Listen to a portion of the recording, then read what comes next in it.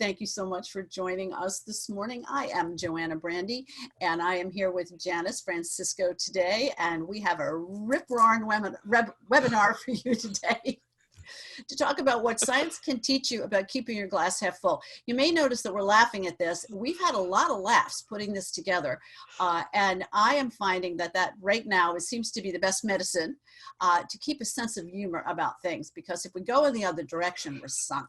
So let's keep a sense of humor as we go through this today, and a sense of lightness. That's why Janice chose this, fabulous little picture of baby Einstein. And I wonder what baby Einstein would think about everything that's going on now. So here we go. The problem is things have and are changing. We're sense making through the ambiguity and the uncertainty that's happening right now. And what we think and how we think really matters. So our intention today is to help ground you, expand you, and help you face the future with more faith in your strengths. So let's take a poll. Yes. Now, let's see, we had some technical difficulties, so we did not have time. Okay, JoAnna. Do that. Can you do it from there, Janice? I can. I'm going to launch the poll, and this will give everybody a couple of things to do as we get started. So yeah. I think we've got 3 poll questions for you folks, and we're polling those of you who are there as you come on if you want to answer those. Okay, so I'm sharing the results hopefully with all of you. Can people see this? Okay, so what emotions have you experienced in the past 2 days? You know what? This is fantastic. Look at the range of emotions. And I think really that's the message with this. What we were hoping to show you is that the people who are here and likely the other people in your life, we're all experiencing a range of emotions. And as you'll see in what we're talking about today, that whole concept of gratitude as a positive thinking practice is definitely something that's going to be helpful for you. And let's see if we can give you some tools to help release some of that anxiety that you're feeling, and obviously the vulnerability that's there too. If there's anything that's striking me in the conversations I'm having with people over the last week or two, it's that I think we're all starting to get much more connected with our humanity, and there's nothing like a shared experience to get people to understand the empathy and compassion that we need for each other. I'm going to now move to the second question. It says, which of these self-care needs are you meeting for yourself? I think this again is fantastic. I was reading a really interesting article this morning about how important it is to maintain even a small bit of exercise, 30 minutes or so, 3 times a week, moderate exercise in these kinds of times. So things to do your well-being. And they were even saying, if you're feeling tired and run down, that's not the time to be exercising. It's really the time to be making more priorities on taking care of yourself that way. Obviously, with the importance of Zoom, everybody wants to have a hell of a lot more connection these days. We're seeing that through all of these online tools available. And it's nice to see people are playing. I think we have to find some ways to play in all of this. So look at that. And then our third one, well, hey, that's good. Looks like the majority of us have 6 to 10 roles in reserve, and others of us are in different ways, and that's it. So, all right, how about we move on? I'm going to stop sharing the poll now, and we'll go from there. Wonderful. And I think I can get out of there. Okay, why don't I take from here, JoAnna? Yeah, there's a couple slides here that are yours, and then I'll take it over from there. Perfect. Okay, so if you look at what we're attempting to do today, when JoAnna and I came together, we were both tired of seeing all of the emails that came out with beautiful corporate speak that said, here's all the things we're doing to keep you safe in this COVID crisis. And we both had this real need to go, people are going through much more than just that. What is it that we can do? What can we help people with, through this time, and give them something other than we're all at home working and, all of these crazy things we have to be worrying about. We know that. And really the big concept of what we're looking at today is a healthy mind and a healthy body. And if you look at some of the information that we're going to be sharing with you today, The whole concept that we are in right now is worrying about or being concerned about keeping our immune systems well. And the bridge to being able to do that is monitoring what we're thinking and how we're feeling in our bodies, thinking positively, using creativity to make sure that we're keeping our immune systems up and doing all of the right things to keep that, increase our odds of staying healthy through this, or even just moving through it faster if we have to take one for that virus. So here's where we're going today. We're going to start off with some content. We were doing a run through and JoAnna had us absolutely captivated earlier this week as we were going through. I hope you find the same experience. So first thing we'll do is look at your immune system and talk about how that follows your lead. So this is all about how are you leading yourself? How are you leading other people around you with the attitudes and the thinking that you're using? Next, we'll move into why is it that you need to be paying a little bit more attention to creative thinking, and we'll summarize up a lot of what we've been talking about using this thing called the B attitudes. Third, we're going to move into some tools. We've pulled together a couple of tools for you to help lift your emotions. JoAnna's going to talk about, how do we get out of those survival emotions? And then we'll expect to have a little bit of time to do some Q&A at the end. We've got people monitoring that box, and we will do our best in the time that's left to answer them. Next slide, JoAnna. Okay, so let me introduce myself. I'm JoAnna Brandi. I'm a certified Chief Happiness Officer, and I have 30 years of expertise in creating happy customers, happy employees, and happy bottom lines. And I offer workshops, webinars, consulting, and online learning. Janice.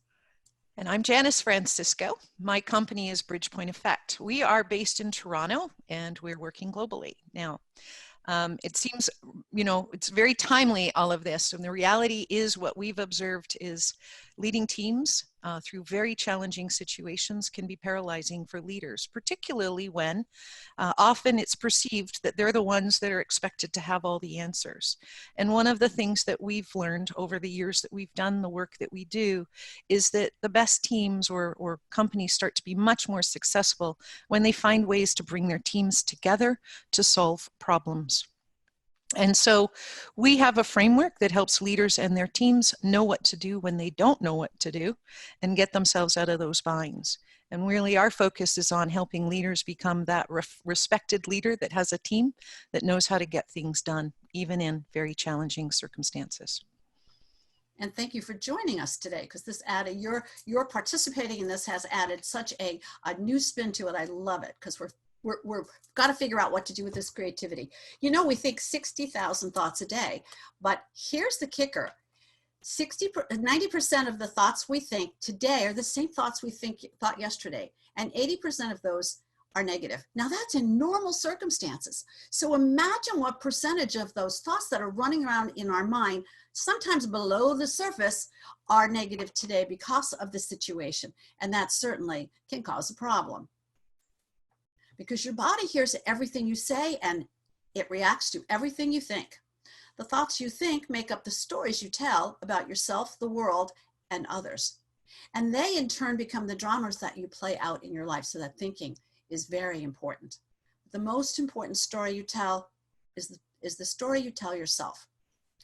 Now, years ago, when I studied happiness, I studied with Dr. Martin Seligman, who wrote the book, Learned Optimism. And what I learned from him is that there are two explanatory styles. And as Winston Churchill said, the pessimist sees difficulty in every opportunity, but the optimist sees opportunity in every difficulty. And I'd say we probably have a lot of optimists. What do you think, Janice? We have a lot of optimists with us today? With people who are doing gratitude practice, I think so. I'd say so. But just a quick run through on this. Pessimists, when faced with a negative circumstance, they think in terms that this is permanent, that this is pervasive, that it's never going to change. An optimist, on the other hand, says, you know what, this is temporary, we're going to get through it, and it's very specific. So there is a difference. And there's a difference in outcome, because optimists live with hope, faith, and joy. They're healthier, more creative, and more open to possibility. They have more fun. They also have lower blood pressure, lower cortisol, and fewer heart attacks. And they tend to live 7 to 9 years longer. I love that part. So the question is, are we tending towards one or the other? Are we moving towards being a victim or moving towards being victorious? And how you interpret a situation has everything to do with how your body responds to it. So if you're dramatizing, catastrophizing, and awfulizing and disasterizing, it's going to take a bigger toll on your body. And while in the very first days of this challenge that we have in front of us right now, I think a whole lot of us went to catastrophizing and awfulizing, but now that things are starting to level out and we can see there's going to be a long trajectory on this, we can begin to shift the way we're thinking about it. Quick biology lesson. Our brain has 3 layers, and they form at different times when we're in the womb. So first thing to form is the reptilian brain. That's the same one that the crocodiles have. And that's all about self-preservation. That's your reptilian brain. Then there's the midbrain. That's the mammalian brain, and that's the home of emotion and memory. But then there's the higher brain function. That's really what we're talking about today. The higher brain function, the neocortex, the crowning glory of human beings. And that's where we can choose the story we tell about anything.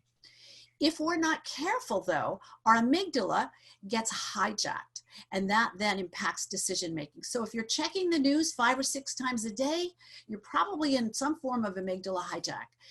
Back off on the news a little bit, find 1 or 2 reliable sources and stay away from it, because just watching the news will lower your immune system.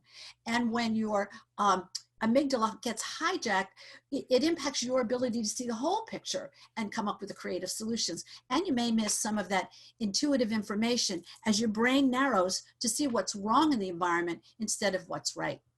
We're just hardwired for hard times. So we have a stimulus and then a reaction. And when that reaction, which we know is the fight, flight, or freeze reaction, kicks off, the body begins producing all these stress chemicals and shut down the non-essential systems. When we experience even 5 minutes of anger and hold on to, I should say for longer than 5 minutes, our immune system shuts down for 6 to 8 hours. So you can imagine the impact that the current news cycle is having on our immune system if we don't take it in small bits. So here's a positivity practice for you. That's one of the things I do, is create positivity practices. Think about upgrading your explanatory style. I myself am a recovering pessimist.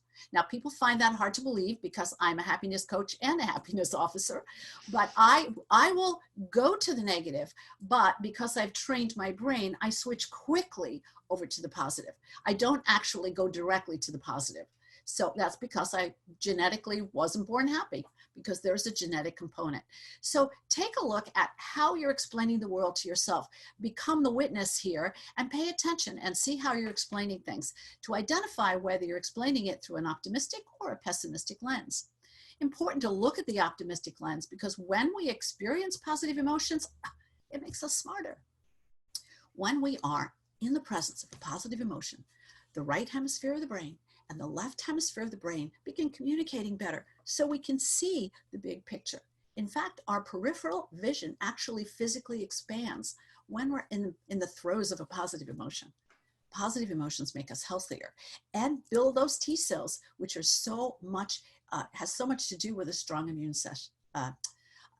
I'm going too fast, a strong immune response. Positive emotions make us more socially adept, so we're able better to deal with other people with compassion. Positive emotions, we now have evidence, also make us wealthier, probably because we're so good at dealing with other people. And we're more likely to achieve the upper levels of our potential when we're experiencing those positive emotions. It turns out that the human body actually works best when it's positive 5 times more than negative. Now there's something to work towards. So happiness or positivity is a choice. It's a process, not a place. I like to call it a practice. It's a good habit. It's a skill that can be learned. Lots of people have learned it, like me, and practiced. It's, for me, a work ethic. It's a choice that actually physically changes your brain. It's a muscle that you can exercise. So if you want to build it, you got to practice it. It doesn't just feel good, it's good for you. And if you're in the business world, hey, it's a great business strategy. And the reason I use the word happiness and positivity together is that some people actually don't like the word happiness because their association with it is that there's a little yellow smiley face somewhere. So if happiness is one of those words that you don't enjoy using, that's okay. Positivity is a great word too. So it's important at times like this to know your brain. Now, this is not brain surgery, and it's not rocket science, but it is brain science. So our job is to outsmart the primitive impulses. Here's a brain secret. The brain can't tell the difference between something that's real and something that's vividly imagined. So you can put yourself in a state of joy or ease or happiness or peace when you want. This is a great use of that executive function of the brain. Now, remember, it's not just the positive side of this. If you can vividly imagine a negative outcome, you're going to be reacting to that even if it's not something that can happen. So be careful how you use that brain, because negative emotions can be very toxic. And when we're in a negative emotion, our breathing slows down, it gets real shallow. It tends to sit up here. And all we can see is what's wrong.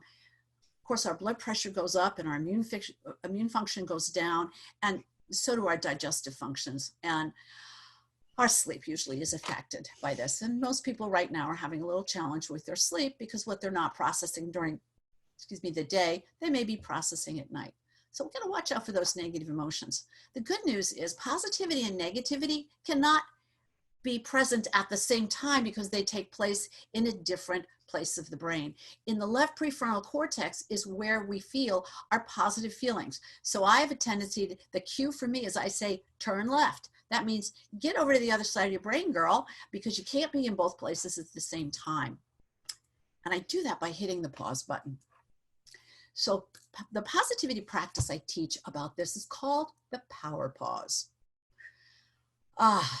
Set a timer for 2 or 3 minutes if you can. Close the door, close your eyes, and take 3 conscious breaths. If you take nothing else away from this, take those 3 conscious breaths away from that. And when you take those breaths, hold your hand on your heart, just like you were doing the Pledge of Allegiance. And it calms down your central nervous system, because when you put your hand on your heart, you are starting the flow of oxytocin in the body. And oxytocin is the tend and befriend chemical. And then when you get to this place, you can ask yourself, how am I feeling? Am I in alignment with my purpose and what I want to be accomplishing? And if the answer is no, it's a good time to ask, how would I rather be feeling? What's the easiest, most useful way to get there? What can I focus on that will elevate my mood? And boy, this is surely a time for us to understand the things that help elevate our mood. So you can choose a different response in that place. You can choose peace or joy or harmony, any thought that makes you feel better. I choose happiness, or I choose to be creative here. You can train your brain to be positive, because neurons that fire together wire together. So the more you spark those neurons, the more they wire together and form a neural pathway, like a highway, like a superhighway, so that when you're faced with adversity, you can get to the positive emotion quicker. Here's a sure way to practice that. Do an appreciation audit. 3 to 5 times during the day, stop what you're doing. Think about and write down 3 to 5 things that you're appreciating. And of course, breathe deeply from your heart as you do that. And then let those feelings spread in your body. You're training your body to be in a state of gratitude and appreciation. Sounds like many of you are already there. This is a chart that comes from HeartMath out in California, where I've studied. And the vibe of appreciation is kind of an even sine wave there. But when we're in a state of frustration, it's really jaggedy. So we can, just by focusing on our heart and a positive thought, something we appreciate and care about, we can actually change the heart rate variability to that much smoother vibe there. And I have a little device that I put on my ear, and I breathe with one of their tools and make that work so I can see myself do it. So the advice here is, don't believe everything you think, because every time you have a thought or a feeling, you make a chemical. And the thoughts of goodness create the chemicals of calm, which turn on the parasympathetic nervous system, which is your natural healing mechanism. And the thoughts of negativity create chemicals of fear, turns on that sympathetic nervous system, which is also known as the fight or flight response. But as human beings, we love to tell stories. So our internal stories are what spiral us up or down. So if we're speaking the good stuff, if we're talking the gratitude, we're going up. And if we're worried about the doomsday scenarios, we are spiraling down. So we have to think, are we actually thinking or are we having thoughts? Dr. Daniel Amen says we have these automatic negative thoughts. And when these automatic negative thoughts play like an old movie in our head, they stimulate the areas of the brain that are responsive for depression and anxiety. Now, we do not need to do anything to encourage that these days. That's happening. That's happening all on its own. So what thoughts have you? Not what thoughts are you thinking, but what thoughts have you? And what thoughts are trapped in your mind? Don't believe everything you think. So challenge your story when you've got a thought that's going over and over again. When you hear yourself dramatizing or disasterizing or having a pity party with someone else, stop and start asking, are these things true? Am I ruminating? Because that's going to put you down into the rabbit hole. What can I change here? Surface the belief that's running the story and then change your story. Pay attention. Begin to notice what you notice. This is one of the first things I teach positive leaders. Notice what you notice. Follow where your attention goes. Now notice it without judging or without resisting it. Just notice with a sense of curiosity and compassion. You see, you can't change the things that you're unaware of. So noticing brings that awareness and that possibility of something new. Janice, why don't you take it from here? I will, and I'm going to spin off of what you were talking about in the aspect of, you know, we can make some choices here. And when we're noticing what we're noticing and we're, you know, we can make the choice to move into creativity. And in the same way that JoAnna has said, hey, we can learn to be positive, we can actually learn to be creative. So I'm going to start with a couple of really basic things around creativity, just so we can ground you in this and then move you to another part. So the fact is, over the last week or two, wherever you, your company, your family, or your country is in dealing with this crisis, you have had to dip into creativity that you may not have realized that you had. So the creativity we're talking about is creativity in thinking. We're talking about how are you thinking and what can you do differently because you think differently. So, you know, when we're faced with a crisis, there's two ways we can look at it. And if you look at that word creative, it also can be a word, same letters, spell reactive. So the choice is, do you want to be in react mode, where you're going to keep yourself in survival, drawing on all of those survival emotions, or do you want to move into creative mode and tap those higher level emotions of positivity that will actually allow you to create a new reality?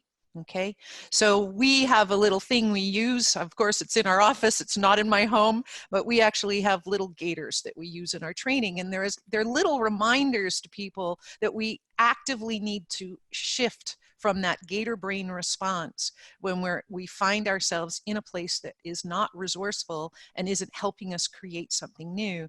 We have to make that choice. Now, the reality is we are hardwired to keep ourselves safe and to make sure that we're looking for danger. And everything that looks different is going to be perceived as a danger to us. And we have to take that pause practice, as JoAnna says, and make sure that we're recognizing that we're seeing the danger, but what is the opportunity? Okay, and that's the physical switch we need to make. So when I talk about creativity, there's many ways that we can look at how creativity is defined. I've studied it for a lot of years and how people apply it. And here's the simplest definition that I have.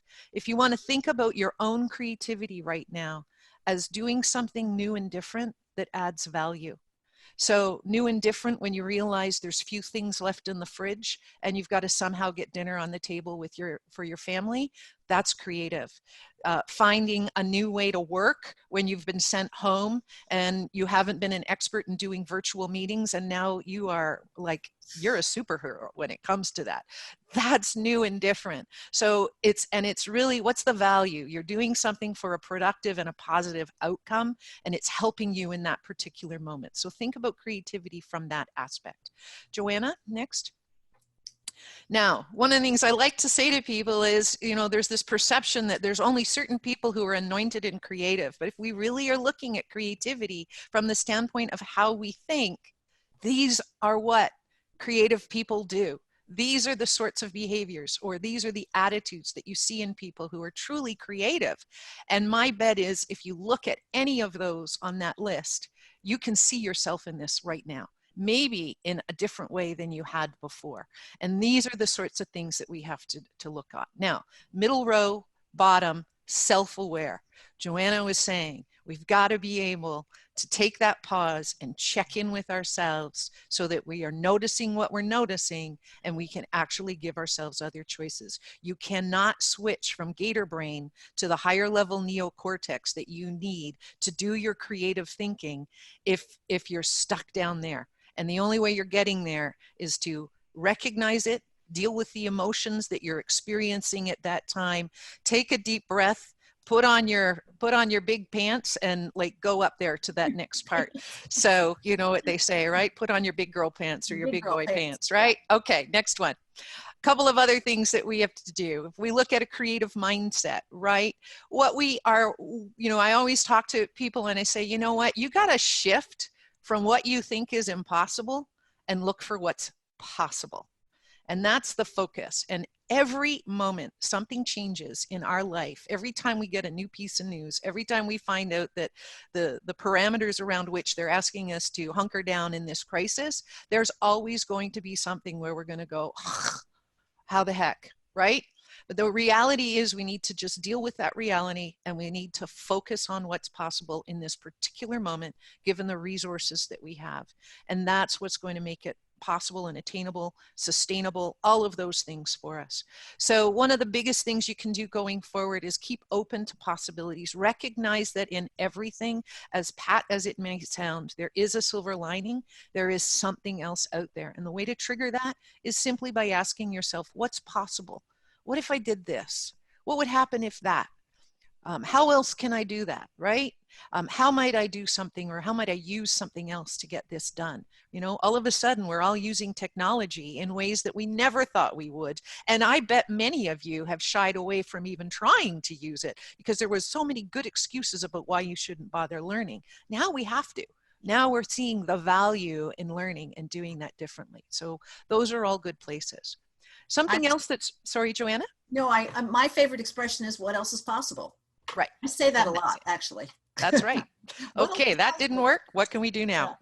So another one, playfulness. You know, it's really about looking at those options that we have, toying with ideas, and going alongside that is what we call avoiding premature closure.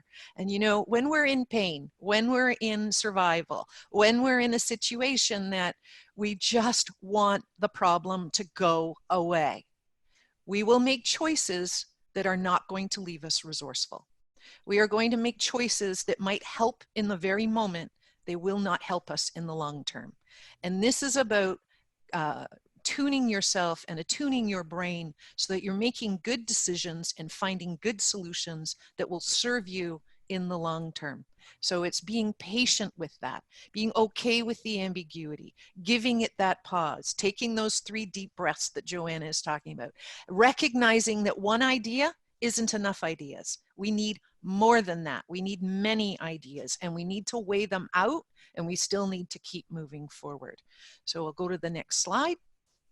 So the good news is you all, as much as you're hardwired for survival, you are also hardwired for creativity.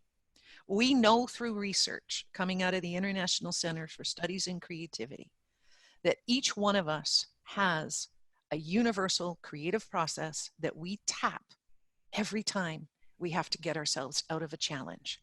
And you know you're doing this right now. And I won't go into a ton of detail on this. There's a few things I want you to take away. First off, there is a process of thinking you need to go through. Every one of us has a preference for engaging in this process. So some of us like to clarify the challenge. Some of us really love to generate ideas. Some of us like to take those ideas and turn them into a solution. And others of us just want to get things done and move into action very quickly. The reality is, whatever your preferences are, the thinking you need right now is holistic. You need to be thinking through this entire process. You need to stop and think about What is the thinking I need right now? Where am I in the process of solving this problem? Am I at a place where I even understand what the problem is? Do I need to gather up some information and sort things out and just make sure that I'm focused on the right problem? Or maybe it's the right opportunity. Am I at a place that now that I'm comfortable with that, I need to find ideas? And as I said earlier, find many ideas and engage other people in helping you find those ideas, because you're not the only one dealing with this problem. It's probably a problem that you're working with your team, and it's probably a problem that you're working with your family. As you figure out what those options are, find the best solutions, the best ways to combine those ideas into something that's going to work for you. And that's going to change based on where you're at and what's happening. There's going to be constantly new information. So what seemed like a good idea yesterday might not be as good of one. And maybe an idea that you tossed out suddenly becomes a little more feasible or a little more valuable to you, so you can work with it that way. So I think the key here is be flexible and be willing to take in new information as you have and still keep moving forward as you start to move things into action. When you start getting into action, here's what's going to be really, really, really important. And I call this one of the best creative practices or innovation practices you can have. When you've done something, step back and look at what happened. How did it work? What's working? Good process. What should you do differently? What did you learn from this? You know, what learnings can you apply next time? Okay, hey, dodge that bullet, but crap, you know, we weren't thinking about this. We better be looking about that this time. This is the place where we need to be communicating. This is the place where we can really help ourselves build that resilience. If we're just running and doing, we cannot build the neurology or the resilience to be agile and to keep doing the flex. We're just going to be in survival mode. This is the difference from moving from survival to being able to thrive. I'm going to take to the next one. So one of the, believe it or not, if I say the word mindfulness, you probably have a lot of different ways to anticipate what mindfulness means. Right. And when we were looking for an image to communicate this, all of them were about, you know, sitting on a yoga cushion or, you know, a meditation. It's not that. This is about attending to thoughts, feelings, sensations in the relative, that, you know, in your present situation. This is about what's going on inside of you as you're navigating through that universal creative process. What are you noticing about yourself? What is happening with your emotional state? What sort of information are you feeling? What's your intuition telling you about what you need to be paying attention to? We've got to bring out all of these data sources. It's not just the data sources outside of us. It's the data sources inside of us too. We need to be tapping that. And mindfulness is one of the critical, essential skills in a creative problem-solving tool set that we teach. You cannot, sorry, JoAnna. I'm sorry, I think that's such a wonderful reframe, because most of us, when we think of mindfulness, we do think of the sitting on the cushion kind of thing. No, this is active. Right. You cannot make good decisions about what you need to do next if you are not paying attention to what's going on right now. It's as simple as that. Absolutely true. Absolutely true.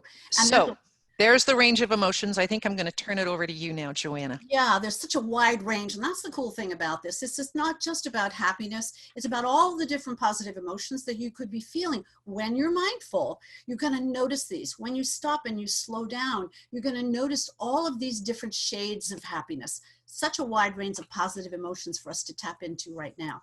One thing that we need to remember is that those emotions are contagious. And very often they travel along the electromagnetic field of the body. Now, what we know about the electromagnetic field of the body is that the electromagnetic field of the heart is the strongest field in the body, 5,000 times more powerful than the electromagnetic field in the brain. So if you're really looking for those creative solutions, it's about stopping. Here we are again. Put your hand on your heart. Breathe deeply into a sense of appreciation, and then ask some of those questions. What's possible? What else is possible? What can I do here? And you're going to get a whole lot of different answers. But that electromagnetic field of the body also sends a signal to other people. And if you are a leader, and it doesn't matter if you're a leader in an organization, in a community, in a family, or just a leader in your own life, pay attention to what you're broadcasting. Are you broadcasting that smooth sine wave, that beautiful feeling of peace? Or are you broadcasting that jittery, anxious kind of feeling? So check what you're broadcasting. Check your state before walking into your workplace or your home, or these days into the other room. If you've been working in one room and you're walking into another room and there are people there, what are you thinking about? Is it positive or negative, optimistic or pessimistic? Is it energy gaining or energy draining? Because you're broadcasting those emotions to other people, and you always have the option of turning the dial to a more uplifting, optimistic channel. There's that vibe of appreciation again. Here's the sticky thing about negative emotions versus positive emotions, because negative emotions have to do with survival. They stick. They're a lot like Velcro. Once a negative emotion is there, it's really hard to make it go away because it's designed to stick in our brain in a number of different places. A positive emotion, on the other hand, slides right off as if it is Teflon, which is why we need more positive emotions than negative emotions, because positive emotions don't last the same way. Dr. Barbara Fredrickson at the University of North Carolina in Chapel Hill came up with what she calls the tipping point. It's the ratio of positivity to negativity, where we cross the line between languishing and flourishing. So as you are now learning new practices, you might want to start paying attention to, do you have that 3-to-1 tipping point? That's just the tipping point.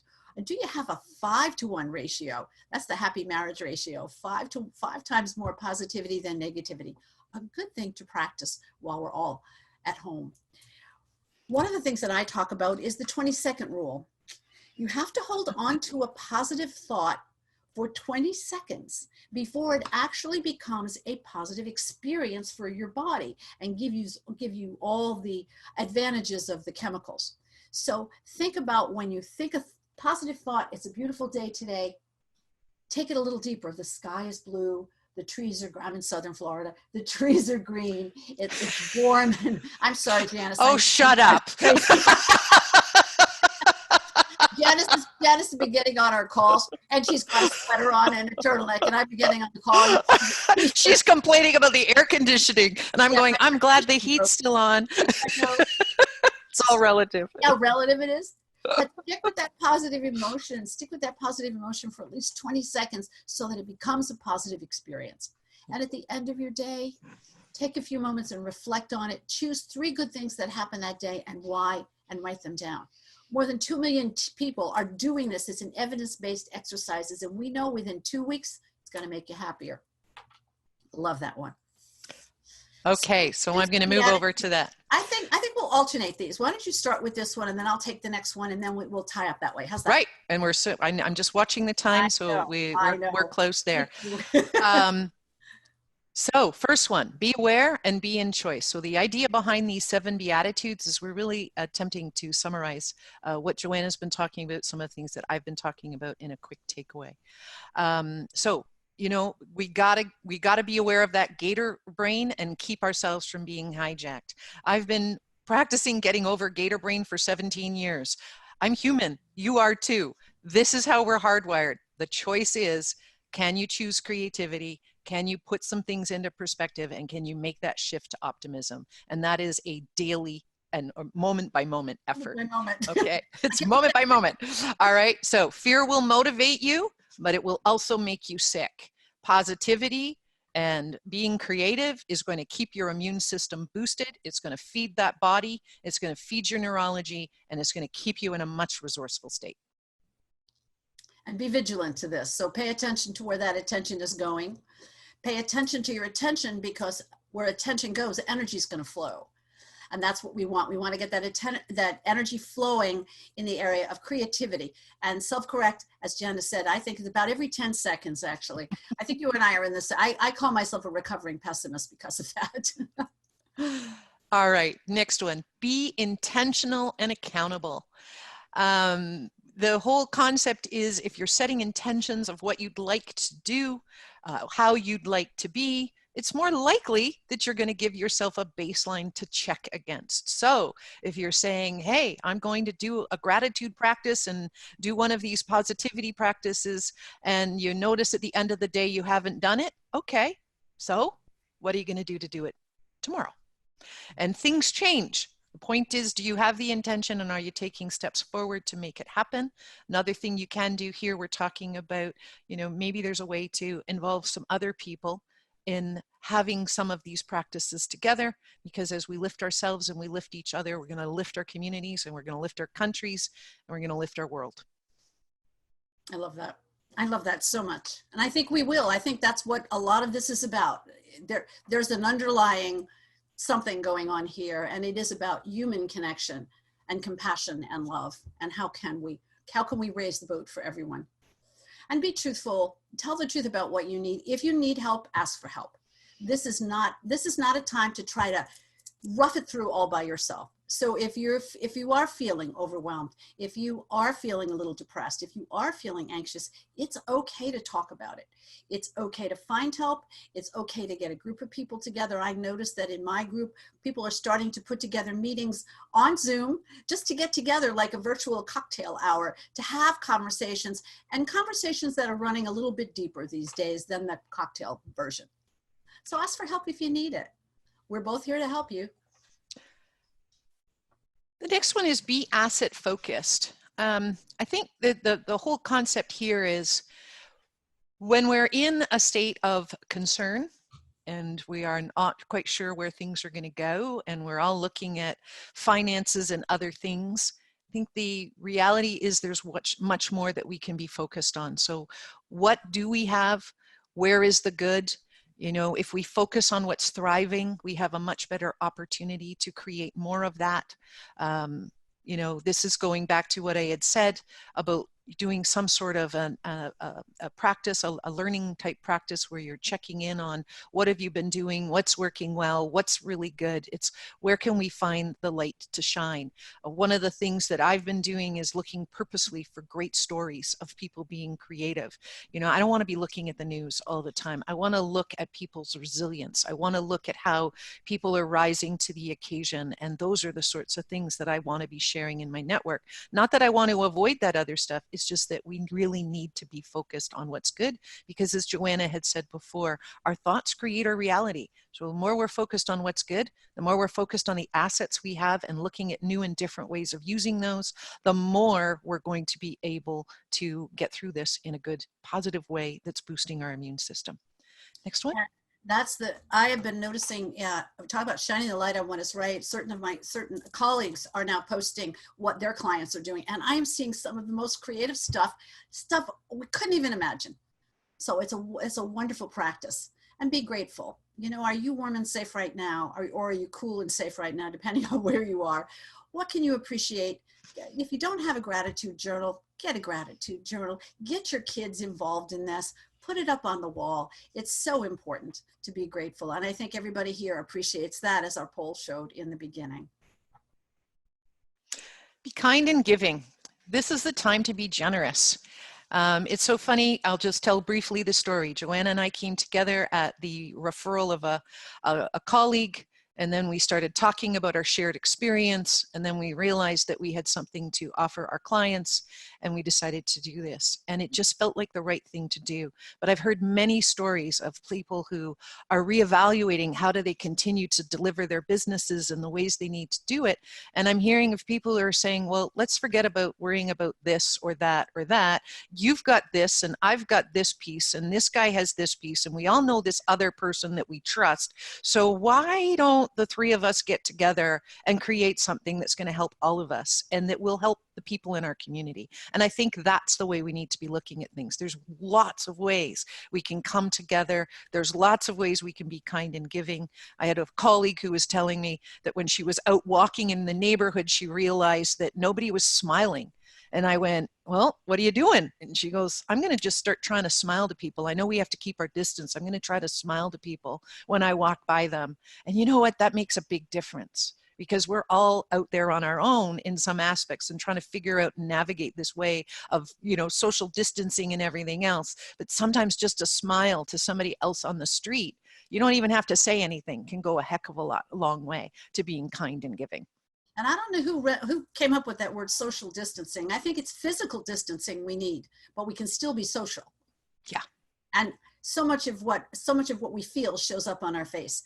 So before we have some gifts for you, but before we do that, we have a couple of people with questions. Whoops. Yeah, let's take a peek here at what we've got. Okay. When you are done, and it was great, could you please do a survey to ask where the participants are from? Hey, folks, let's do that right now. In the chat, would you please identify, go to the chat and identify where you're from. How about giving us the city as well as giving us your country, in case there's a couple of things. And in the meantime, I'm doing this little housekeeping right here. Okay, and then so we've got everybody doing that. Thank you. That was something that I thought would be good. Our smile, I have a comment from Cassandra Spencer online. Our smile is our best asset during these challenging times. I think you are absolutely correct in that, JoAnna. I've got another one. Who else is there? Do I have another question, Laura? Did I miss a question or are we good? No, you're good. People are just commenting about where they're from, also in the Q&A box. So we've got lots of USA. So have we seen anybody? Has anybody seen anybody outside of the US or Canada? Yeah, the UK. Stuart. Yay! I think we had a number of people in from the UK. We were quite surprised at the response that we had to this. I've heard from a couple of people going, I can't get in. So we are putting this out. We'll put this up on YouTube and make it available. It appears that there were some issues with people getting in. I see some of you out there. I'm giving those of you that I already know, and you know who you are, I'm giving you a big hug. There's my virtual hug for you. I think there's a bunch of people out there that JoAnna knows too. And here, JoAnna, let's just get together and give everybody a big hug. Everybody just reach out to your computer and send some hug energy, because I don't know about you guys, I live alone. I am missing hugs. I am so missing hugs. Hugging is part of our corporate culture and it's part of my life, and I am missing that significantly. Okay. Are we good there? When I do see them, and we have a virtual hug thing in person, about that far apart. It's kind of fun. It's kind of fun. Yeah, let's move on. All right. Thanks, folks, for sharing. And thank you to the gentleman who said, hey, where's everybody from? I hope that helped answer your question. All right. Hey, we've got some gifts for you. We started looking at a couple of things that we could do, and there's a couple of things happening. So JoAnna has a fantastic special report. It's called 21 Positivity Practices to Overcome Negativity and Create a Happier and Healthier Life. The fact is, if you've liked these positivity practices that she's already shared and the energy that she's done to do this, there's a whole lot more that she can offer with that. Yeah, that's on a landing page, returnonhappiness.com/positive doing, because that's going to take you from positive thinking to positive doing. Which is also good. Second thing, I'm going to show you a couple of thinking tools that have helped me in some of the research that I've been doing around bringing more of a holistic aspect into our creative problem-solving practice. So things that you can do to tap not just your logical brain, but the emotional and the intuitive aspects of what you're doing. I'm just going to show you really briefly. JoAnna, did they come up? Yeah, I have it. This is the positive doing, and there we are. Okay, so we've got these available for you on a download. They are yours to use. Don't try to look at this here. But the basic is this. It's a tool that if you're clearing through the fog, is a tool where you're sitting there going, oh man, I can't even tease through. You're in overwhelm. You can't tease through what it is you need to do. You're looking for a way out. You've got to make sense of the emotions that you're awash in. This is something we've been using with leaders and with people in our community for a while. This tool alone has gotten me through a lot of tough times sitting at my kitchen table or the kitchen island going, all right, what do I need to do? So if you find it helpful, it's just a few questions to trigger and just help you move out of that space, and you just follow that around. There's instructions on how to do it. Sorry, JoAnna? I love that tool. I love that tool. I tell you, it got me out of some bad places. All right, second thing, facts, feelings, and hunches. You know, when we are in survival mode, we tend to go to logic. We tend to stay in logic. That is not where we need to be right now. We need to be working from our heart. We need to be working from our intuition. And what this tool does is it allows you to it triggers some questions so that you can just organize your thinking around, well, what are the facts that I know? How am I feeling? What are some of the hunches I have about this? And then we've even got a little place for what are all the questions that I feel I have to answer? And we are a big fan of Post-it notes. If you haven't had Post-it notes delivered to your home office or your house right now, please go get Post-it notes. I own no stock in Post-it. I should, but because we use a lot. But we use a lot of stuff where we take these and we use little tiny Post-its and we use big ones and we stick it up on the wall. You know, the fact is we've really got to get perspective here. And what I find is you get much better perspective when you can put something down in front of you and you can put something up on a wall. Don't keep doing all your work in a computer, right? That's too logical and technical. Bring it out so that you can feel it.